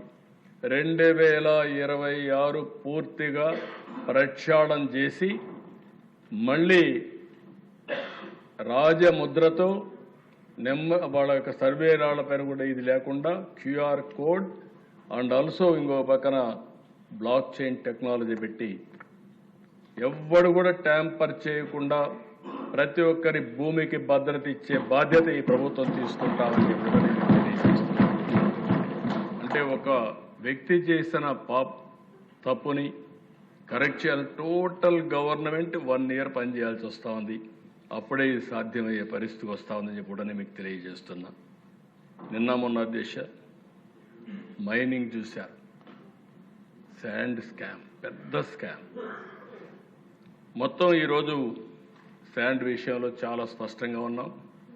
నేను ఒకటే అపీల్ చేస్తున్నా, ఇక్కడ ఉండే వాళ్ళకు కూడా ఫ్రీ శాండ్ ఇస్తా ఉన్నాం. ఎవరైనా ఎక్కడైనా తీసుకెళ్ళొచ్చు.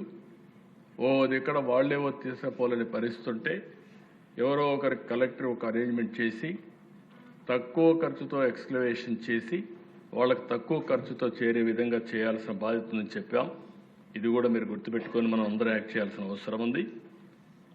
అదే మరి లిక్కర్ అధ్యక్ష, ఇది కూడా మనం చూసాం. ఇందులో కూడా అడల్ట్రేషన్, ప్రజల ప్రాణాలను కూడా దెబ్బతీసే పరిస్థితి తీసుకొచ్చారు. అవి కూడా మనం చూసాం. ఇవన్నీ కూడా జరిగాయి. దానిపైన కూడా ఎంక్వైరీ జరిగింది. నిన్న కూడా సుప్రీంకోర్టు కూడా సీరియస్గా తీసుకునే పరిస్థితికి వచ్చారు. 3,200 కోట్ల రూపాయల స్కామ్, అలాంటి పెద్ద స్కామ్ ఇది. అంటే ప్రజలు ఆరోగ్యం లెక్క పెట్టుకోకుండా అనేక విధాలుగా లూటీ చేసే పరిస్థితికి వచ్చారు.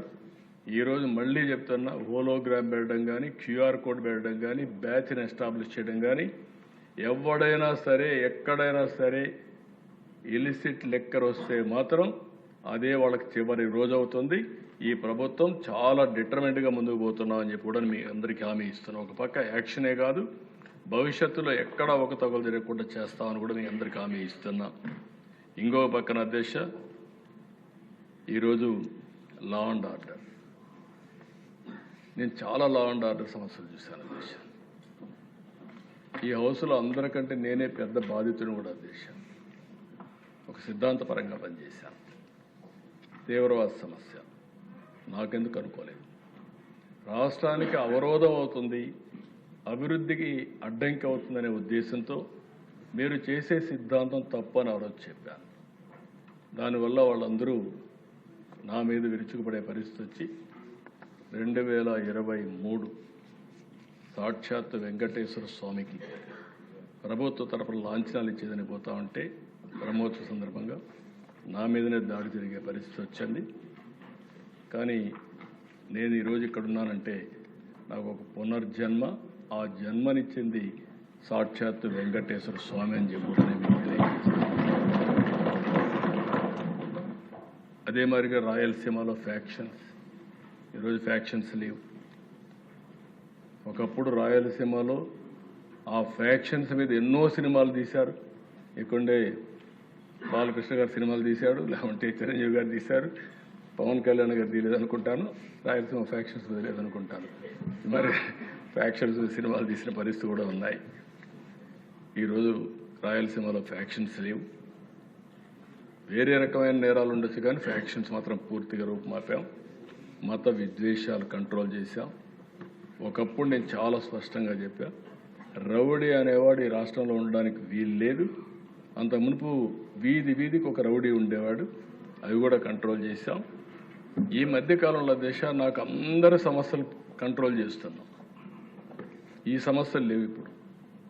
రెండోది, నక్సలైట్స్ కూడా సమస్య పరిష్కారం అవుతుంది. ఇటీవల కాలంలో అమిత్ షా గారు కూడా అనౌన్స్ చేశారు, మార్చి 30th కంతా నక్సలైట్ సమస్య దేశంలో ఉండదని. కానీ మనకు వచ్చిన సమస్య రాజకీయ ముసుగులో రాజకీయ నేతలే నేరాలు చేయడం మొదలు పెడితే ఏమవుతుందనేది మనం గుర్తుపెట్టుకోవాల్సిన అవసరం ఉంది. నేను అందుకనే అధ్యక్ష, ఇటీవల ఒక ప్రతిపక్ష నాయకుడు రోడ్డు మీద పోతున్నా అంటే ఆ రోజు ఏం జరుగుతుందని భయపడే పరిస్థితికి వస్తున్నా. ఇది మంచి పద్ధతి కాదు. ఇలాంటి సమస్యలన్నీ నేను ఒకటే చెప్తున్నా, ఒక ఎక్కడికి పోయినా దౌర్జన్యం చేయడం, రోడ్డంతా బ్లాక్ చేయడం. విజయవాడ నుంచి గుంటూరుకు పోవాలంటే 6 hours. ఇంకెవడు వాడికి నరకం అన్నమాట. ఎవడు రోడ్డు మీదకి వచ్చినా వాడికి నరకం. విజయవాడ నుంచి ఇబ్రహీంపట్నం పోవాలంటే 7 hours. ఏంటి అధ్యక్ష ఇవన్నీ? నేషనల్ లెవెల్లో నేషనల్ హైవేస్లో మీటింగ్లు పెట్టకూడదని, ఎక్కడ కూడా ట్రాఫిక్ జాములు కాకూడదని, ఈవెన్ విగ్రహాలు పెట్టకూడదని చాలా స్పష్టమైన ఆదేశాలు ఉన్నాయి అధ్యక్ష. అవి కూడా వైలేట్ చేసే పరిస్థితికి వచ్చారు. రెండో దేశాన్ని చెప్పకపోతే మళ్ళీ నేను ఫెయిల్ అయినట్టు అవుతుంది. దాన్ని ఏ విధంగా ఆలోచించాలో ఆలోచిస్తాం. తిరుపతి లడ్డు మీద కూడా, ఎందుకంటే ఇది చాలా సున్నితమైన సమస్య.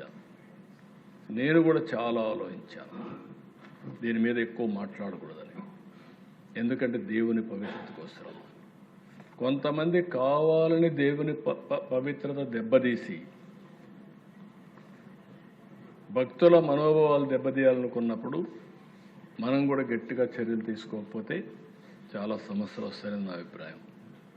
ఇప్పటి వరకు మీరు చూస్తే అధ్యక్ష, తిరుమల తిరుపతి దేవస్థానం నాకు తెలిసి కానీ తెలియకుండా నేను ఏ తప్పు చేయను. మనసా వాచ చెప్తాను. నేను నిద్రలేస్తాను ఆలోచించేది అధ్యక్ష, వెంకటేశ్వర స్వామి అంటే నాకు ఒక భక్తి. నాకు నిద్ర రాకపోతే ఆయన తలుచుకోవడం నిద్రలేసి ఒకసారి పూజ రూమ్లోకి 2 నిమిషాలే పూజ చేస్తాను. నా పూజ కూడా ఎందుకు ఈ మాట చెప్తున్నానంటే పబ్లిక్ కూడా అర్థం కావాలి. నేను ప్రజా రాజధాని అమరావతి, దేవతల రాజధాని అమరావతి, కలియుగ దేవుడు వెంకటేశ్వర స్వామి. ఆయన ఈ రాష్ట్రంలో ఉండడం మన అదృష్టం. హిందువులు ప్రపంచంలో ఎక్కడున్నా వెంకటేశ్వర స్వామి దర్శనం చేసుకోవాలని వచ్చి జీవితంలో 1 10 సార్లు దర్శనం చేసుకొని వీళ్ళ బాధలన్నీ ఆయనకి చెప్పుకొని పోయే పరిస్థితి. ఇటీవల ఒక భక్తుడు నా దగ్గరికి వచ్చి, నేను ఆయన భక్తుడిని, అది కూడా జైన్, నేను ఆయన ఎప్పటికీ కోరుకొని ఏది చేసినా చేస్తాను. ఇటీవల వ్యాపారం చేశాను. ఆయన తలుచుకొని వ్యాపారం చేస్తే నేను ఒక 20% అమ్మితే దగ్గర నాకు 20-30% అమ్మాను. అజ్ఞాత భక్తుడు నాకు ఒక 5,000 కోట్లు వచ్చింది. ఇదంతా వెంకటేశ్వర స్వామి వల్ల వచ్చింది. కాబట్టి ఆయనకు 122 కేజీల బంగారం ఇవ్వాలని మొక్కున్నాను. తిరుమలకి వచ్చి అడిగాను. అడిగితే ప్రతిరోజు వెంకటేశ్వర స్వామి 121 కేజీల బంగారం పెట్టుకుంటాడని తెలిసింది. ఈ సందేశం సాక్షాత్ వెంకటేశ్వర స్వామి నాకు ఇచ్చాడని ఆ భక్తుడు చెప్పినప్పుడు ఎంత నమ్మకం ఉందో అర్థమైంది అధ్యక్ష. ఇది ఒక ఎగ్జాంపుల్ మాత్రం. అలాంటిది ఈరోజు అక్కడ జరిగింది. మనం ఆ రోజు చెప్పకపోతే మన మీద అపచారం. రేపు ఏదైనా జరిగిందనుకోండి, మీరు ఎందుకు చెప్పలేదని చెప్పితే తిరిగి ఏ విధంగా వీళ్ళు ఆ అపవిత్రతను ఇంకా ఎక్కువ చేయడం కోసం ముందుకు తీసుకుపోవడం, ఇవన్నీ చేసే పరిస్థితికి వచ్చారు అధ్యక్ష. ఇది కరెక్ట్ కాదు. నేను ఒకటే హామీ ఇస్తున్నా, రాష్ట్రంలో ఉండే అన్ని దేవాలయాల్ని ప్రక్షాళన చేశాం. ఎక్కడ అపవిత్ర జరగడానికి వీలు లేదు. ఎవరి మనోభావాలు దెబ్బతినడానికి వీలు లేదు. ప్రతి ఒక్క దేవాలయంలో పవిత్రత కాపాడే బాధ్యత ఎన్డీఏ ప్రభుత్వం తీసుకుంటామని మరొక్కసారి ప్రజలందరూ కూడా విజ్ఞప్తి చేస్తున్నారు. ఇంకొక పక్కన అధ్యక్ష, ఒకసారి చూస్తే బాధేస్తుంది. వీళ్ళ యొక్క బిహేవియర్ చూస్తే కూడా ఆశ్చర్యం వేస్తుంది. కల్తీ లడ్డుకు హెరిటేజ్ ఎందుకు తీసుకొస్తారు అధ్యక్ష? నాకైతే అర్థం కాదనమాట. నాకు ఇలాంటి ఆ రోజు వివేకానంద రెడ్డి, నేనే ముఖ్యమంత్రి, చెప్పకపోతే ఒక బాధ, చెప్తే ఒక బాధ. ఆ రోజు నిద్రలేశాను. మా వాళ్ళు ఇక్కడే ఉన్నారు, ఐజీలు ఉంటారు, మాకంతా సపోర్ట్తో డీజీలు ఉంటారు, అందరూ ఉంటారు. సాక్షి పేపర్లోనే వచ్చింది, నేను చెప్పాను ఈ హౌస్లోని. సాక్షిలో వచ్చి గుండెపోటుతో చనిపోయాడు. అక్కడి నుంచి నాటకాలు. నెక్స్ట్ డే సాక్షాత్ ముఖ్యమంత్రి చేతిలో కత్తిపెట్టి నారాసుర రక్త చరిత్ర. ఏ ఫిక్షన్లో కూడా రాదనుకుంటాను ఇవి. అంటే ఒక వ్యక్తి చేసిన నేరాన్ని తప్పించుకోవడానికి ఎవరి మీదైనా తోసేయడానికి సాహసం చేస్తే ఏమనిపిస్తుందో నాకు అర్థం కాదు.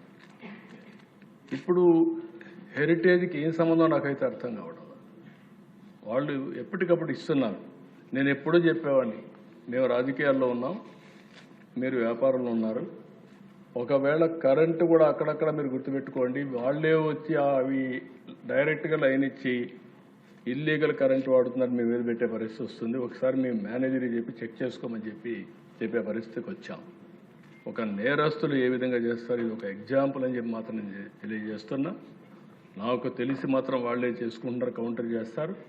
హెరిటేజ్ ఇంతవరకు ప్రభుత్వం యొక్క ఒక్క పైసా కూడా ఎక్కడ అడిగింది లేదు, భవిష్యత్తులో అడగరని చెప్పి నేను ఆశిస్తున్నా. అది ఒక ఫ్యామిలీ బిజినెస్ కింద, లైవ్లీహుడ్ కింద వాళ్ళు ఒక ప్రొఫెషనల్ మేనేజ్మెంట్ చేసుకుంటున్నారు తప్ప బాధ కలిగి నేను చెప్పాలనుకుంటున్నా. దానికి ఒక పేపర్ ఉందని హెడ్లైన్స్లో ఇదే పెట్టే పరిస్థితి వస్తున్నారు. అంటే వీళ్ళకి ఏంటంటే డ్యామేజ్ చేయడం, బ్రాండ్ డ్యామేజ్ చేస్తే దానివల్ల వాళ్ళకి నష్టం వస్తుంది. నేను రాయలసీమలో ఒకప్పుడు చూసేవాడిని, వేద్యాలు ఆ సంస్కృతి కూడా తీసుకొచ్చింది, ఎలాంటి వాళ్ళే తీసుకొచ్చారు.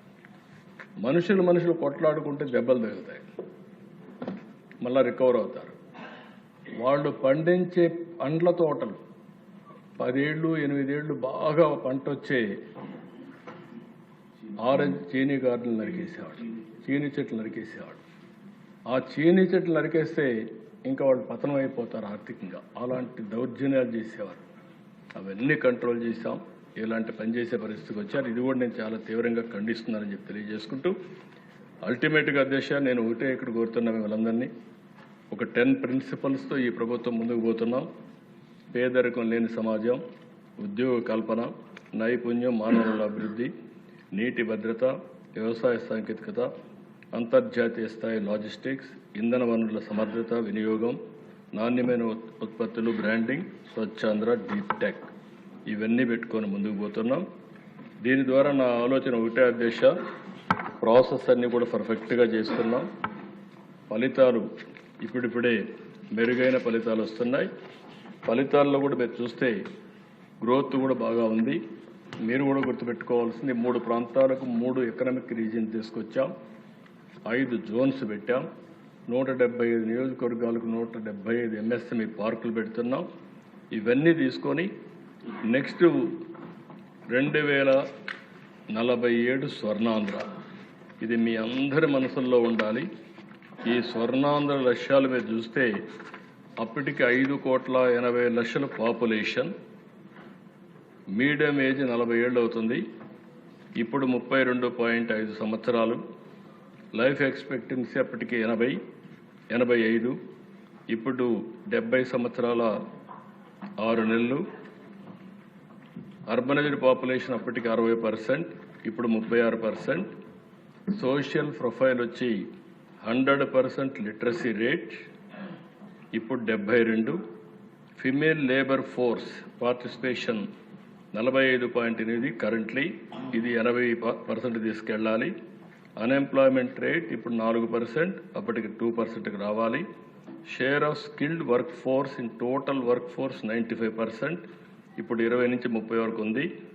ఎకనామిక్ ప్రొఫైల్ $2.2 ట్రిలియన్ ఎకానమీ, అంటే ఈరోజు 180 బిలియన్ కరెంట్లీ. దీని మీద పర్ క్యాపిటా ఇన్కమ్ $42,000, ఇప్పుడు $3,400. ఇంకొక పక్క ఎక్స్పోర్ట్స్ వచ్చే $450 billion, $20.7 billion as on today. Renewable energy 75%, ఇప్పుడు 30-35% ఉంది. ఇందులో కూడా youth, women, senior citizen, farmer, vulnerable and tribal sections, service professionals and entrepreneurs ఒక నిర్దిష్టమైన డాక్యుమెంట్ తయారు చేశాం. ప్రతి 2 సంవత్సరాలకు ఒక్కసారి ఈ డాక్యుమెంట్ కూడా అప్డేట్ చేస్తాం.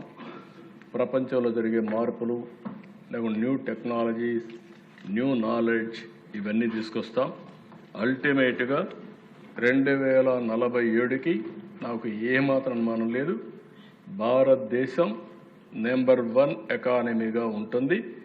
ఈరోజు నరేంద్ర మోడీ గారి నాయకత్వంలో 11వ స్థానంలో ఉన్న ఆర్థిక వ్యవస్థ 4వ స్థానానికి వచ్చాం. నెక్స్ట్ ఇయర్కి 3వ స్థానానికి వస్తాం.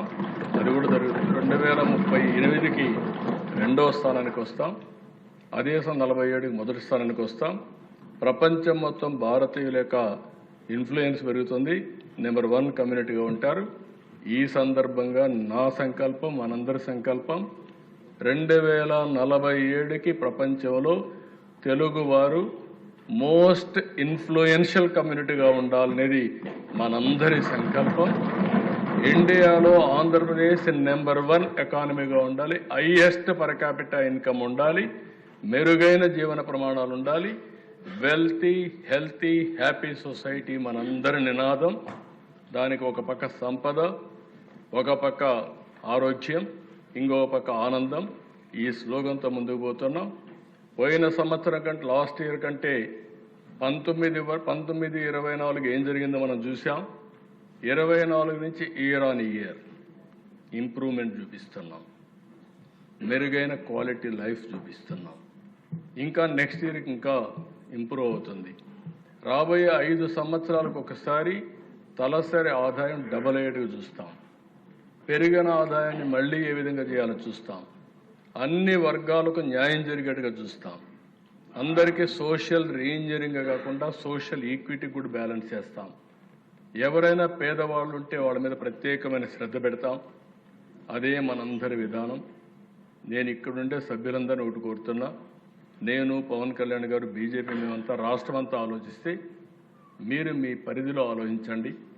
మీ నియోజకవర్గం, పార్లమెంట్లో ఉండే ప్లానింగ్ బోర్డు మినిస్టర్స్ కానీ, ఆ జిల్లా మంత్రులు కానీ మీ శాఖలు మీరు ఆలోచించాల్సిన అవసరం ఉంది. తద్వారా నథింగ్ ఈజ్ ఇంపాసిబుల్. మనం ఒక పర్పస్ కోసం ఆలోచించి కానీ పనిచేస్తే తప్పకుండా అది సాధించే శక్తి మనందరికీ ఉంది.